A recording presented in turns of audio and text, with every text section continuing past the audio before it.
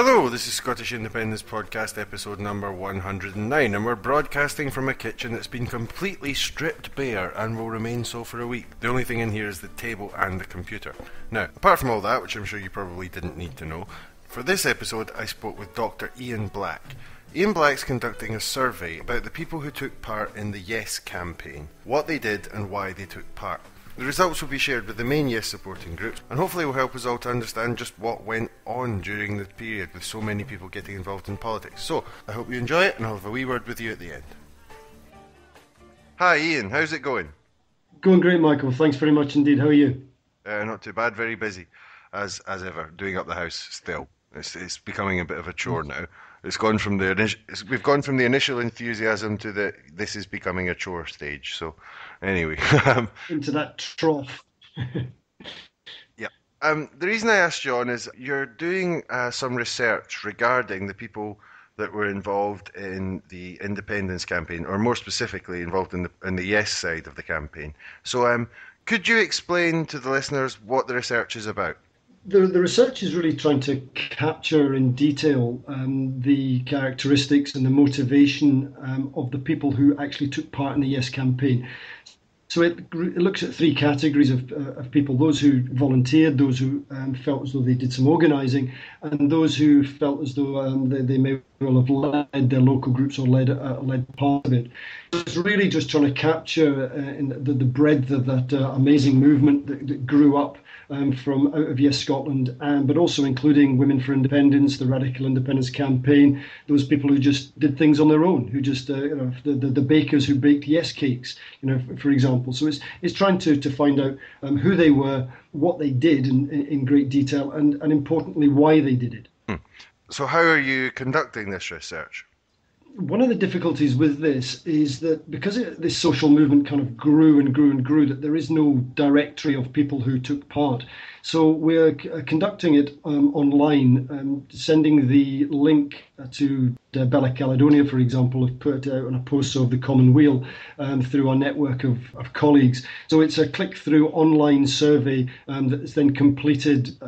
The complexity of it means that you're probably best doing it on your computer or on your tablet. It's really probably too long for the phone, but that was just a consequence of the incredible detail and list of things that people did, and having to capture all of them.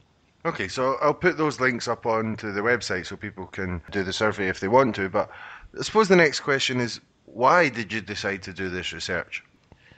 This is a really important story. I mean, what happened in Scotland from 2011, November 2011, for example, when I attended the first Yes Edinburgh North meeting, to the 19th of September, and the fact it's continuing. This is an important, really important part of Scotland's political and social history, and it needs to be marked, it needs to be recorded, and it needs to also to demonstrate, I think, to understand and then demonstrate the breadth of the people that took part. Anecdotally, we were seeing it in the camp, because I also study the campaign from the inside as an ethnographer, but we were seeing and saying that new people were coming involved, new people who hadn't been volunteered before, hadn't been part of politics. Well, we kind of need to test those. We need to test those assertions, and the survey will hopefully allow us to do that, to see whether this was us just being hopeful and wishful in our thinking, and the Yes campaign was in fact just the same old lags doing the same thing, or was it, as we thought it was at the time, a re-energised people and an engagement for the first time for many. So I think it's really important to sort of capture the story, and then to be able to explain and to give some backing to what the campaign actually looked like. So, as someone who's doing research about this campaign, but someone who was also part of the campaign, is it difficult to keep the two things separated, like your job from your feelings on the matter? How do you manage to keep the research not biased in the sense of supporting your own opinion? I think that's something I've had to be very aware of, and is something that I rely on colleagues and a number of techniques to try and ensure that I don't become biased. The first thing is that bias as a question only refers to quantitative or positivist research. So the survey is something that I need to be very careful when creating the questions and doing the analysis, and that I'm not trying to find the answers that I want. And that's why I'll be using other people to, for example, do the analysis with me, and there was a questionnaire together to make sure that there is a balanced and open view that allows for both positive and negative results to come through. So I have to be very aware about that when I'm devising and reporting on the survey. The qualitative work that I've done as part of an ethnography, the research philosophy that underpins that just accepts that the world is socially created, and that of course I will bring my preconceptions and biases with that. So when it comes to writing up those pieces, that will be part of the methodology, it will be part of my analytic story that I tell the readers. And on top of that, I would make sure we triangulate any findings. So it's using other people to check the work that I've done. You would go back, for example, and present the work to Yes Edinburgh North Leith, and they would be able to give me additional ideas of seeing whether I've got it right. So I have to be very aware of that. And in many of the interviews that I've done, I do find myself moving from the academic into the into the volunteer, into someone who's passionate about Scottish independence, and who, to be honest, I've bored my wife to death for the last 3 years. I'm sure as many of us have. In fact, she's just unfollowed me on Facebook because all I do is post political things. So hopefully I am able, through being aware of the problem, to be able to construct the positivist research, the survey research as an unbiased fashion, be able to accept my preconceptions and my biases and have those checked with the qualitative research, and then make it clear when I'm using the word we, the activist who's speaking at that point. You mentioned some of it there, so the next thing I was coming on to is how will the research be used? I mean, is it research for the sake of research, which I have nothing against? Pure research is a noble aim, nothing against it at all, but who's going to take an interest in the results? Is it for Yes campaigners to have a look at what went right, what went wrong, or is there something else behind it? I think it's important that this is funded by Heriot-University, who pay my wages and who were kind enough to give me a small grant to buy the software. So this is academic research that I will endeavour to get published in academic journals in the field of political science, but also some of the business and journals that look at volunteering and look at not-for-profit. So I think there is that research for research's sake part of it, but there is also, the universities are now very much interested in the outreach and the impact that they have. So this research will then be written up in different ways. For example, I've already started to speak to a Women for Independence group in Glasgow who are interested in me coming along and presenting the findings regarding the Women for Independence part, which would be fantastic. I'd look to do as much as possible there. We would also look to publicise this around the press release to try and continue the story of the campaign. I think what I'd really hope is that through those mechanisms, through the pure research being read by academics and people within of that sort of interest, and the more outreach work to the people who did it, that we would understand volunteerism. We understand that people taking part is a way that makes them feel happier, it makes them feel more engaged with society, and there are so many parts of society that need volunteers, that need changing, that we might be able to learn lessons on how to get people to take part, to give them the space, to give them the confidence that's required for them to choose to go out and knock people's doors on a wet Thursday night rather than sit in, or rather than one of the many other activities. So I'm hoping that there is some lessons to be learned about how a broad range, how a population was engaged heavily and enthusiastically, and that can move beyond politics into volunteering and to understanding how we can take part in society and hopefully make it better.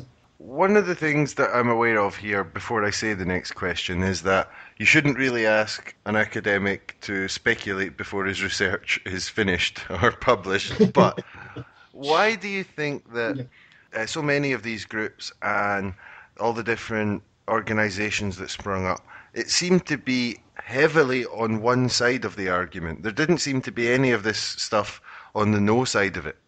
I think there's probably two parts to that answer. The first part is that the survey that I'm doing probably won't deal with that in great deal, but the ethnography that I spent 3 years studying the campaign, of which I've published it in and presented at conferences, certainly would talk to that. And I think the first part is very clear that the stated intentions of the Yes campaign was to run a grassroots campaign.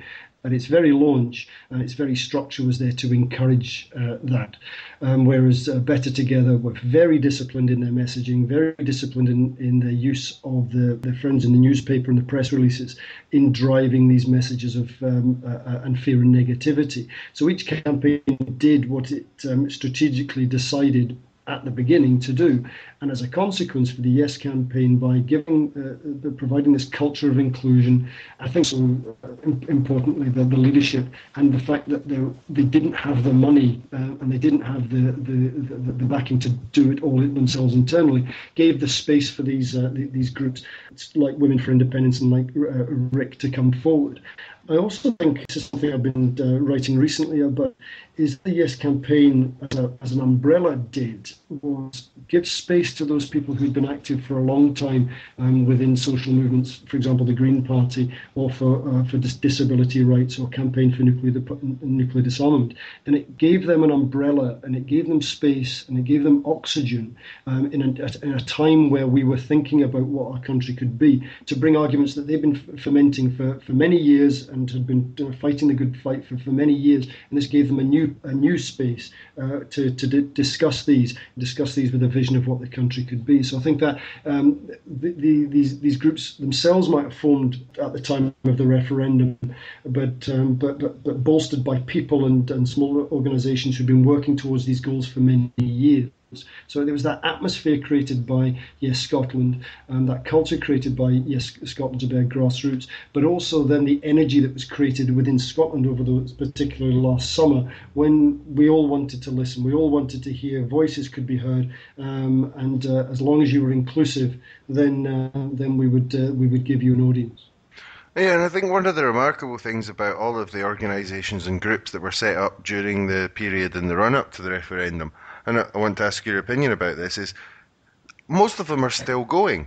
I mean, there's been a small period of reformulation. Some are changing, some are merging, some are splitting up. The thing's being reformed in some ways, but for the most part, the people that were involved before it are still involved in it now. It's quite remarkable. Michael, I think you're absolutely right. It has been amazing how these groups have continued. I made this appallingly badly judged prediction just before the referendum that if we lost the referendum, then the SNP would win absolutely no seats in the Westminster Parliament, because I thought people would be too sore to want to carry on. But as we saw the response almost immediately, the response was, okay, well, we've lost round one. We have fought for something we believe in. And how, if we fought so hard for something we believe, do we then just abandon it? That would be really would be remarkably inconsistent of an individual to do that. So there was that element, well, the goal was still there, the goal was close. And I think that's another thing that's important. When you only lose by a few percentage, you know you've got a chance next time round, and it motivates you. There's an attainable goal there. I don't think you can also underestimate the social ties and the community ties that these groups created. Through the creation of the local Yes groups, the Women for Independence groups, for example. So these groups campaigned with each other. They defended each other. They talked to each other. Then, often at the end of the day, they socialised, or socialising was an important part. So these ties have now been created, and that's absolutely something we can see in the group that I've spent quite a bit of, in fact, most of the campaign being part of. And studying Yes Edinburgh North Leith, where whether someone is a member of the SSP or whether they're a member of the Greens or whether a member of the SNP, they're now still part of that, and still part of that group, and enjoy pushing the agenda forward still. So I think it's down to that closeness of the result, the importance that we was placed on the result and what we could achieve by that. Social justice and equality are not minor things that we can just forget about and say, oh, we didn't win, we'll just walk away. The campaign believed in those. And if they were legitimate on the 18th of September, they're still legitimate targets on the 19th and a year from Henson to carry on. And also the Conservatives are providing the best advert for Scottish independence at all given times. Well, I don't think you can underestimate